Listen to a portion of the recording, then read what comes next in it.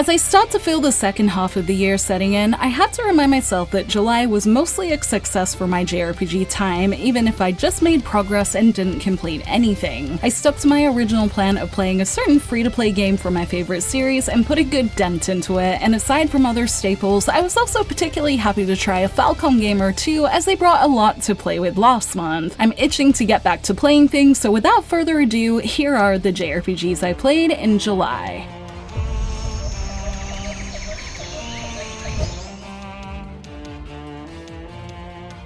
Thanks to Falcom's two big Western releases last month in the form of Trails Through Daybreak and Tokyo Xanadu EX Plus on Switch, it's easy to dub July the month of Falcom, and while my focus was and still is on chipping through my staples, these were two releases I couldn't not touch as a fan, so you can imagine my excitement when Xanadu hit my inbox. That meant I had a great excuse to try it. I had heard of Tokyo Xanadu around the time I got into Persona as one of those if you like that, play this games, and I completely understand why, with the high school setting, social mechanics, and law everywhere, making the Persona fan in me feel comfy, and the Falcom level of depth in every interaction from classmates to the books on the shelf satisfied a lot of things I love and got me into the genre that makes it easy to want to dive in. And to reference even more games, the action combat reminded me a lot of the fast-paced ease gameplay that I also like, making for a nice contrast between slow in its daily life portions and fast when you hit its dungeons. These things together make it easy to see that I'll likely love this game when I play it in full, and while I'm holding off on adding things to my staples right now, it's definitely going in my list of things I want to play. I hope other Falcom, Trails, and even Persona fans take time to try this fun Trails-adjacent experience that feels fuller than ever in its new Switch release, and it's definitely on my list of must-play someday games for how much I loved it and its well-paced opening moments.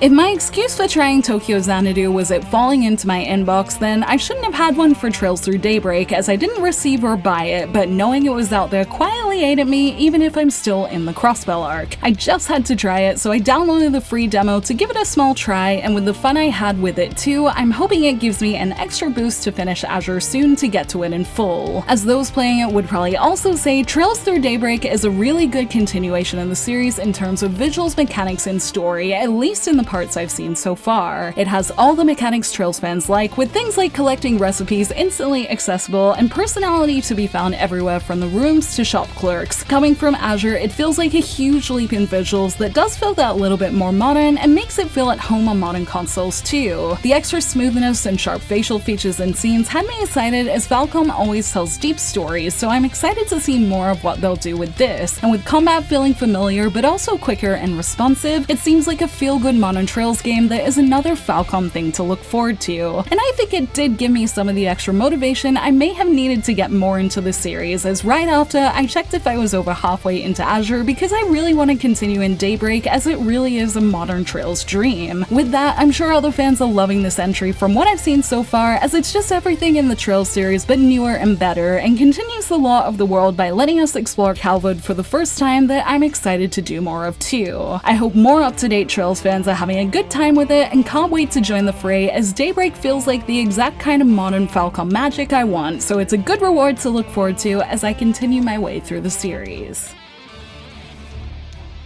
If you've watched the last JRPGs I played and follow me on X, you might have seen I kept true to my plan to get through as much Resleriana story as possible, and while I didn't finish it just yet, I did at least manage to put a good dent into it. In the English server, I managed to raise my level cap from 60 to 70 thanks to getting to chapter 8, which involves seeing some of my favorite chapters such as the Izana and Roman ones in English again, and having them move me again too. On the Japanese server, while I didn't get to story content as my current focus is catching up on the English version first, I did get into the first part of the Atelier summer event, which I plan to complete not long after making this. I had a lot of fun with my res time as usual, and being able to focus on its story in a bigger burst with all the stuff I've learned keeping up with my dailies was a lot of fun, and the additional understanding I get playing it in English is always nice, especially as I reconnect with characters from different parts of the series again too. My res journey certainly isn't done, as is the nature of the service side of it, and also as a lot of story content is still waiting for me, with Japan in the second arc that I hope to get to soon, and while I've been enjoying playing with the characters in Resleriana Academy and Summer and their designs, I'll also enjoy seeing their story pots, especially of the Summer one, as it's nice to see a newer story event. I hope to make a more detailed video on my updated Res thoughts soon, especially as the 1-year anniversary of the Japanese version approaches, which is just crazy, and I hope I'm not the only one enjoying this big Atelier experience, as I'm enjoying the way its characters, new and old, create a narrative that has me excited to keep exploring.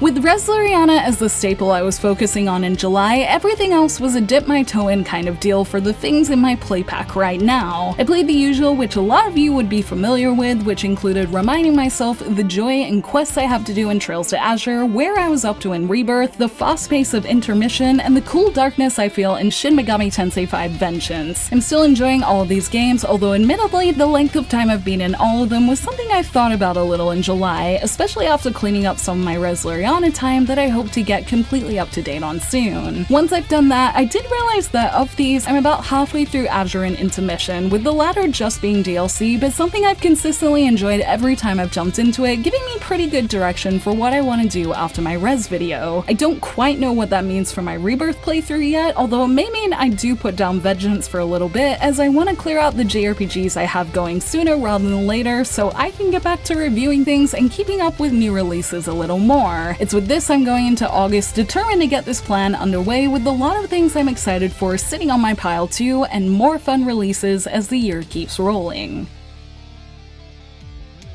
August already started off with a bang for me, with one of my favorite platformers with JRPG elements, Tomba, coming out via limited run games being my first purchase for the month, even if I definitely have other things I'm playing. That was my must-have release of the month, but only because I'm still clearly backed up, and there are things I'd probably be more interested in if I had space in my playtime. Japan's Rear Sekai, to be known in the West as Elrentaros Wanderings, comes out on the 16th that I've been interested in thanks to its similarities to Rune Factory, and two games I've been more casually interested in, Witchspring R on PS5 and Vision of Mana, come out on the 29th, and I have hope I'll try at least the demo for Vision, as I really liked Trials of Mana. I also did put some time into Tomba because that game has been living rent-free in my head ever since I moved out with my parents and didn't have daily access to Tomba 2 or my PS1 anymore. I'm happy to have played a little of the first one thanks to this re-release, and would also be more than happy to talk about it in future if anyone is interested, and maybe even if you're not, because I need to fight evil pigs and do quests with my favorite pink-haired dude again sometime. But with Resleriana Academy and Summer waiting for me after, the battle to clear out my staples will be the main thing I'm continuing this month, maybe with 2 things finished if I'm lucky, and to get to InterMISSION as well. Either way, I feel like I'm making a small dent in the JRPG mountain I've made for myself this year, and hope you guys are feeling yourselves making progress in whatever you're playing, whether it's a childhood favorite or a new JRPG love. And I hope you all find something great to enjoy throughout August that makes your JRPG time fulfilling too.